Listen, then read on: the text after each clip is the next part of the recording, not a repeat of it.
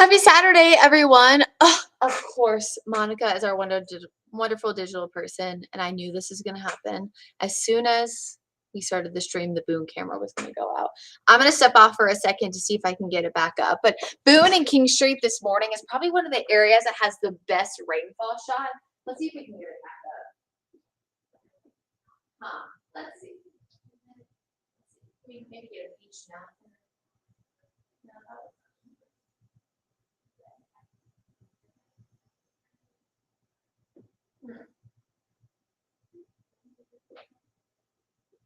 Sorry, everybody. Well, it looks like that camera is gonna, just break my heart and not want to work. But good morning, happy Saturday. Sorry about that little hiccup. The computer I have to use for the streams is like across the room. So, um, happy Saturday. I missed you guys last week. If you were wondering where I was at a wedding, Labor Day weekend wedding for one of my good friends who is actually a news anchor in Birmingham, Alabama. So if you guys have friends and family there, go watch her. Today, though, I'm kind of sad to tell you that the forecast is not great for this weekend. Today's definitely going to be a stormier day than tomorrow, which you can probably guess already by looking at the storm activity right now. So there's actually a flash flood warning for areas east of us near Raleigh. They saw so much rain yesterday, so of course the flash flooding risk is a little bit higher there. It's more moderate locally, but we have had some flooding advisories in effect for parts of Watauga County. So I'm just going to stop talking and let's get right to it. So heavy rain. Good morning, Daniel. Good morning, Justin. Good morning, Joy. Hopefully you guys are having a great day. The heavy rain is still falling in Boone, but it's starting to stabilize a little bit. If you notice over the past hour or so, we've seen lesser of that red, the heavy rain. So Boone, Jefferson, seeing some light to moderate rain there. Newland, Ingalls, the same. So pretty much Watauga County, Avery County, light to moderate, but there is a downpour moving toward Clifton, some light rain moving toward Chestnut Hill. Now, Caldwell County, mostly dry, Burke County, the same, but you saw rain earlier. So if you're waking up to some slick spots on the roads, you are not crazy. Your eyes are not deceiving you. We've also had a few storms moving through Concord, Kannapolis. Not seeing anything yet on our Kannapolis camera from the Atrium Health Ballpark camera, but I'll keep an eye on that. Some heavy rain for Concord, Reimer, up toward Rockwell, that is. Some of those plus signs that you'll see on radar, whether you're using our app or the one I'm showing you right here, do indicate some lightning. So just keep that in mind. But for the most part, I mean, honestly, the forecast today isn't the worst we've ever seen, certainly not the best. But I would just say that if you wanted to lay by the pool, one of my best friends, one of our producers, Jack, love him. We wanted to go to the pool today. Well, we talked about it a few weeks ago, but of course the forecast changes a lot. And it just doesn't look like that's going to happen because Sunday is going to be a much better day to do so. So if that's you, Sunday's your day to do it.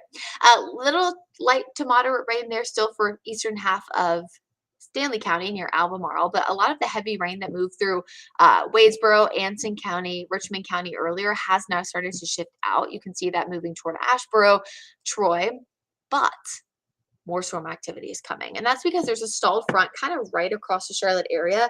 And so the winds are coming south to north, and that's helping kind of push some of these storms into our area. So you can actually see some of the storms that were near Hartsville, Florence earlier are now starting to move into Chesterfield County. So light to moderate rain on the southern end there. Cheraw, you're probably going to get that within the next half an hour to an hour. And then just some spotty storms there in Lancaster County. Good morning, Kelsey, my best friend. She's always watching. So the reason why we're kind of seeing all this activity this morning, and really a lot of the Carolinas are, is because of this stalled front. What happens is, where exactly the front is determines how much storm activity we're going to have. So right now it's kind of, you guys can't of course see it, but it's kind of situated right over Charlotte, which is why we are kind of going to continue to see the showers and storms. Tomorrow it moves a little bit further south, so that should lessen our overall coverage. But anytime you have a stalled front nearby, you're pretty much guaranteed to know off and on showers and storms, more cloud cover, which oftentimes this time of year will lead to slightly cooler temperatures. Now, cooler is relative, but I mean, it was like 95 a few days ago. So the fact that we're only in the low to mid 80s is feeling overall much better. Yesterday, 85, today, 83 or so, and tomorrow around the same. So the overall weekend forecast is not as hot, which I think a lot of people could be excited about that.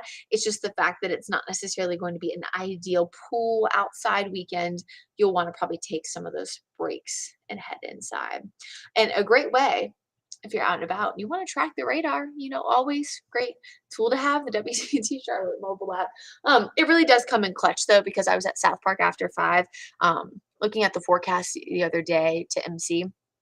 And there was some light to moderate rain pretty much in like Pineville, South Charlotte, moving towards South Park. And it started to fizzle out. So I told people to go get their umbrellas just in case, because I did think there would be some light to moderate rain. But the storms kind of stayed on either side. Well, what happened about an hour and a half later is more rain, more storms started to move through. So it just helps you stay prepared, right? And stay weather aware.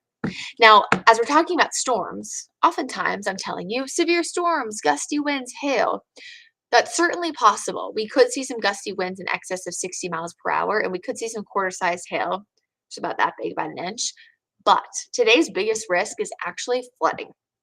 And that's because we've seen rain a few days this week. The ground's already a little bit saturated.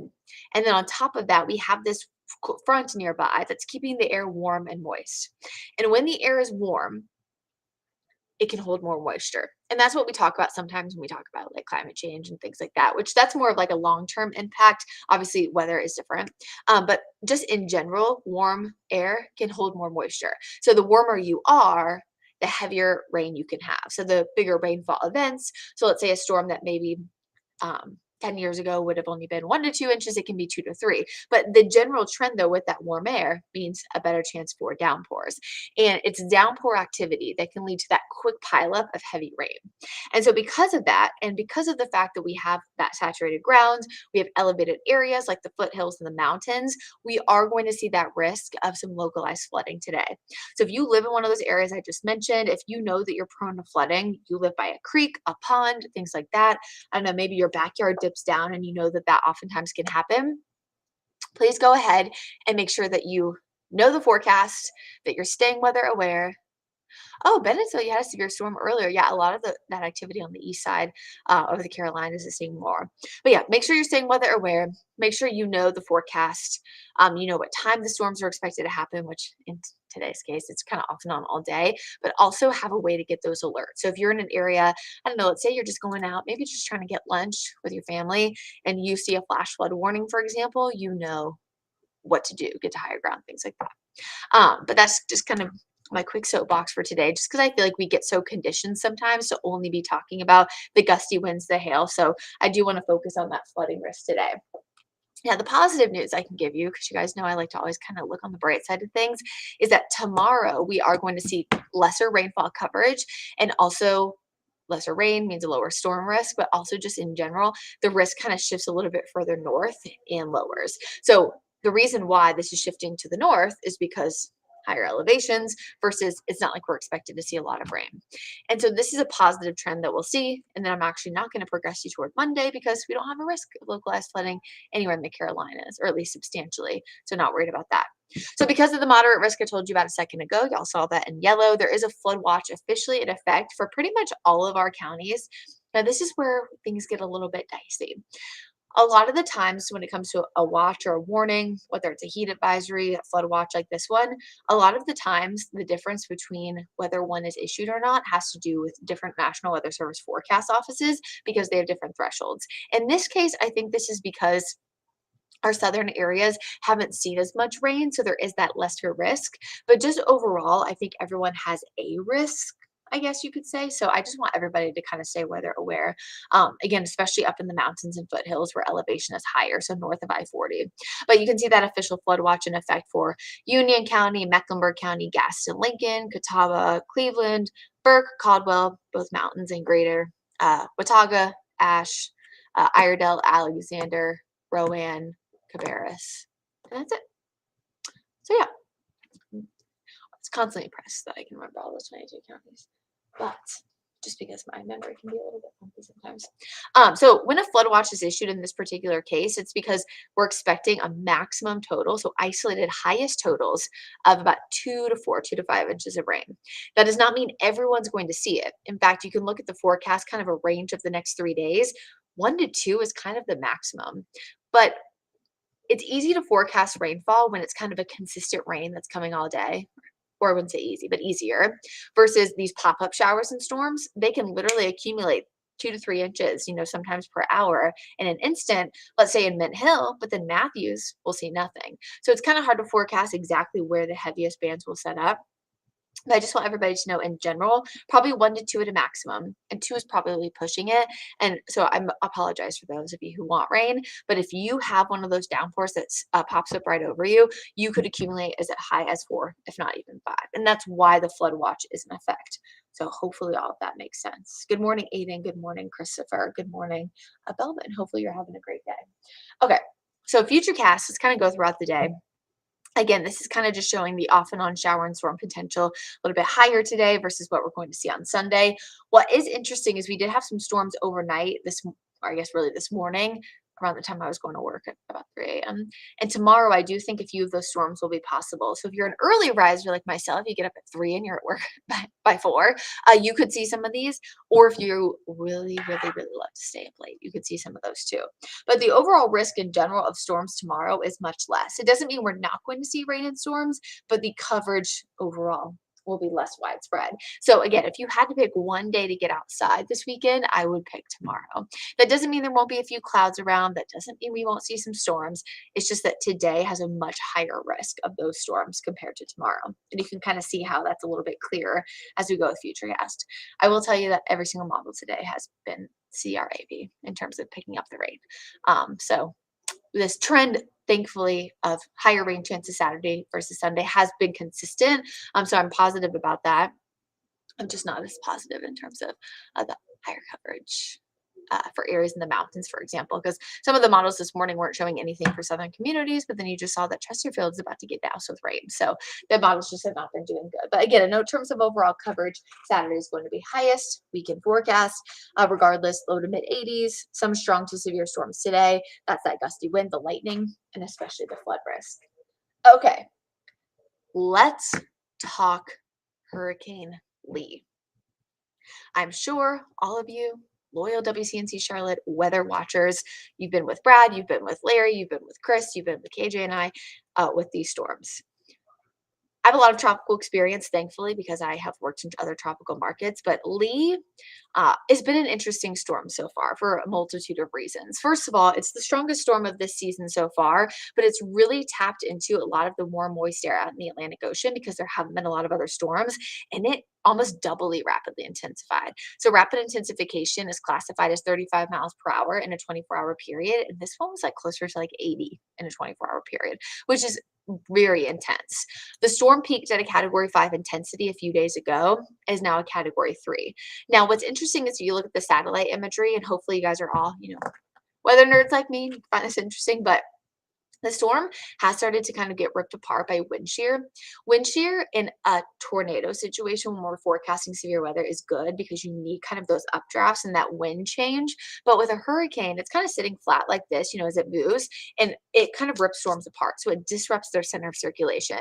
And you can kind of see that on satellite, how just a few days ago, Lee looked so much better and like more compact, whereas now it kind of looks a little bit what we call sheared because of the wind shear.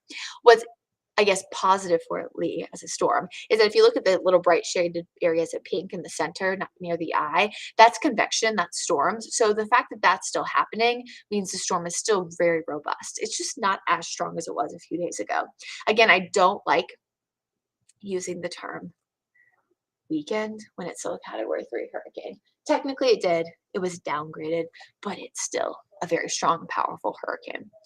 So this is kind of the look over the past few days. 160, 155, 165 is where it peaked, and then now we're at 115.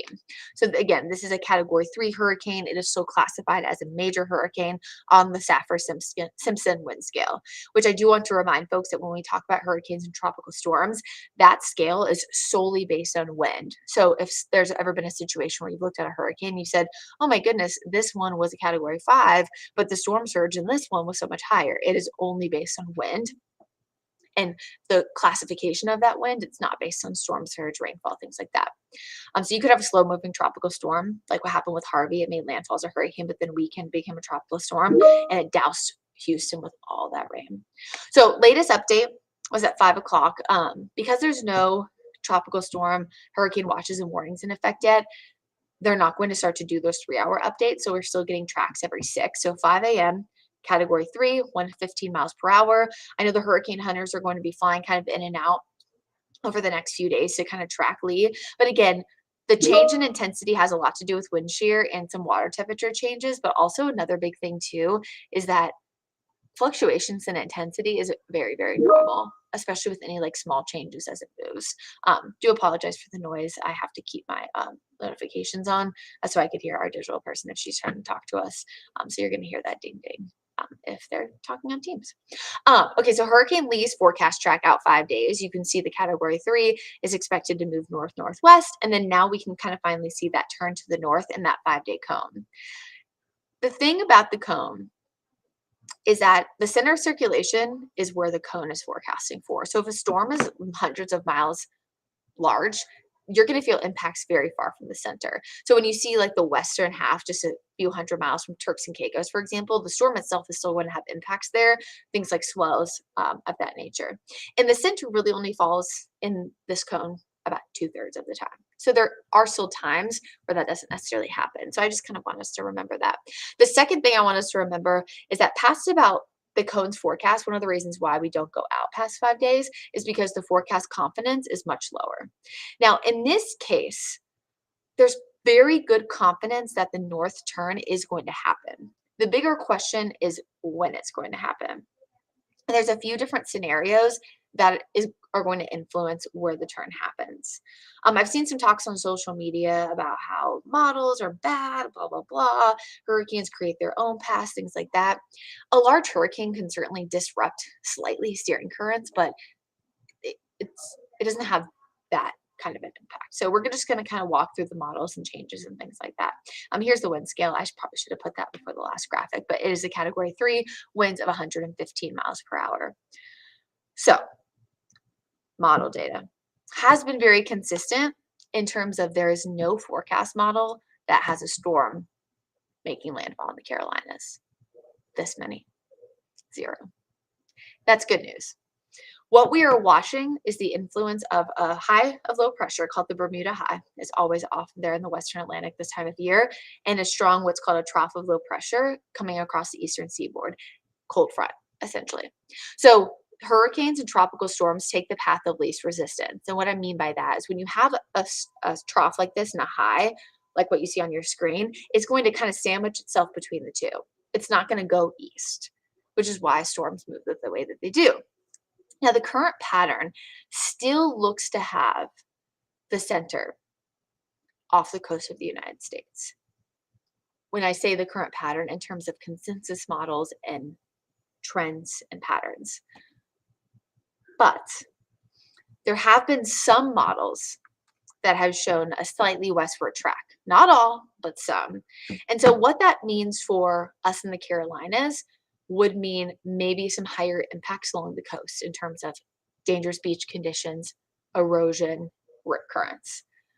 Now, what unfortunately is looking less likely is what would be a weaker ridge. So a weaker area of high pressure, so it'd be a little bit further east, allowing the storm to completely stay off the coast of not just the United States, but Canada too. I'm less and less positive that this is a scenario. Now, that doesn't mean it can't change back. We know how these tropical systems work, and there is very, very low confidence past those 5 days about where the storm is going to go. But what I like is the positive trend that we still have not seen a storm landfall in any model in the Carolinas. And we're watching it every single day, every single run. Myself, Brad, Larry, Chris Cage, everybody. Now the worst case scenario for not just us, but really for most of the eastern seaboard, let's see if this graphic wants to progress, would be a stronger high that would kind of shove it a little bit further west. So again, there has been some trend slightly further west, but there's still nothing that shows it coming here. There are still some models that have shown potential toward the New England states, Maine, Nova Scotia, eastern coastal Canada. So that's not, first of all, everything is a possibility still. So everything is still in play. It's just looking more and more likely that it will stay on its current trajectory, which would be just west of Bermuda and just east of us and stay, slightly out to sea, but maybe go toward Canada. But there's still no model, again, that has it coming to us in the Carolinas. And you can see those models right now. These are the spaghetti plots. Again, kind of seeing good clustering in the near term, long term, not so much. You can see some of those isolated ones going toward the New England Eastern Seaboard. So we just have to watch this as not really I mean, Carolinas, yes, because of the beach impacts, but kind of as a country too, just because of the Eastern Seaboard and wanting to kind of, help keep people informed, help keep people safe. There have been a lot of, questions, comments on social media about my neighbor told me it was coming here. No. I saw something about a category 6. No such thing. And social media, the internet can be positive in a lot of ways, but in a lot of ways it makes our job as forecasters harder because you're kind of filtering through some of that misinformation. Another thing that Lee's going to do, which kind of hurts its confidence in terms of the long-term forecast, is it is going to slow down a little bit, and that's why the shifts in the highs and lows is going to be so, so, so important. I'm using this model just to show you this is the GFS, the American model. If that were to come to perfect fruition, the current kind of path that it's showing, just west of Bermuda, a few hundred miles away from the coast. But that's a close proximity. And as Brad said in one of his videos, I think earlier this week, a little too close to comfort, which is why we're keeping such a close eye on it. But it's also really more so for the immediate coastline. I mean, they just saw impacts in terms of beach erosion, rip currents because of the Idalia. And then now, of course, this storm. So just not ideal. But the same strong storm system, same cold front that is expected to keep Lee away from specifically the Carolinas is going to bring us nicer weather. So kind of a reminder that there's ebbs and flows and kind of everything can have some positives, negatives at times. Now, because of that, we know that the Carolinas, again, will be impacted in some capacity, most likely just beach conditions. So low risk today, if you're heading to Myrtle Beach, Charleston, Morehead City, the Outer Banks. Tomorrow, low for most of the early half of the day, and then it does look that we could see some moderate risk a little bit later in the afternoon and evening. You're probably not going to the beach at midnight, so not worry about that. More moderate on Monday, and then we kind of see that high risk Tuesday and beyond just because of the slow speed. I mean, models are still showing literally a week from today, the storm is still offshore and we're still talking about it. And again, when we see that slow down, that's where things kind of get a little bit question marky. Question marky is not a word, Brittany. But I just want everyone to know that there is still no model that hasn't come into the Carolinas. We are watching the trends. We are keeping a very close eye on them. But I'm seeing positivity in not only the short-term consistency, but the long-term consistency that nothing is showing it coming here right now. If that were to change, our team is on it. We are forecasting it. We are watching it. And we will keep you updated every step of the way. So I want to shift to the positive of the storm, regardless of what happens, is that it is going to bring that cold front across the eastern United States and bring us some slightly drier, slightly cooler air for next weekend, which is a big weekend here in the Carolinas. So after scattered storms today being a little bit more widespread, lesser coverage tomorrow, we're kind of in that midday lull, mid to upper 80s, a few chances for rain and storms. And then it looks like that best chance for rain and storms will be with that cold front sweeping through Wednesday. And that's going to drop our temperatures both Thursday and Friday to highs in the upper 70s and even some lows in the 50s. This will be probably even a little bit cooler than last weekend, which I heard was great. Sad I wasn't here. And then this will continue likely, this pattern of Thursday, Friday, being a little bit cooler, drier into Saturday, which is a big weekend because, which I wrote it down so I wouldn't forget, ECU, which I know it's East Carolina because one time I said Eastern on accident and Larry corrected me very kindly. So don't worry, ECU fans, I will not make that mistake again. But ECU at App State and Boone at 3:30, and then Georgia State is going to be at the Charlotte 49ers at 6 o'clock. So it's a big weekend. So we're at least happy that regardless of what happens with the hurricane, we likely will see that better weather by next weekend. I know the stream is a little bit longer. Thank you for all who kind of stayed watching it the entire time. Please leave any questions, comments, just related to the weather, in the comment section. Send me an email, send me a message on Twitter, Instagram, email, whatever, and let me know your questions and I will try to answer those maybe in our stream tomorrow. I just want everyone to kind of have peace of mind that we are still watching it. And so anytime during hurricane season, I would tell people to have their hurricane kits ready and things like that, because I think it's important. I mean, I know where all my important documents are, things like that, even though I would obviously still be here, just in case I had to bring them to the station or something like that. But also, by the same token, it's not something to panic about. It's something that, the people you trust, your meteorologists, are watching extremely closely, and we will continue to do so for the next week, week and a half, 2 weeks, however long it takes. Again, thank you so much for being here. Please let me know if you have any questions, comments that I can answer, help alleviate maybe some of your concern. And I'll see you tomorrow morning on Wake Up Charlotte Weekend starting at 6 a.m. If you're a college football fan, I hope all of your teams win today, and have a great rest of your Saturday, everyone.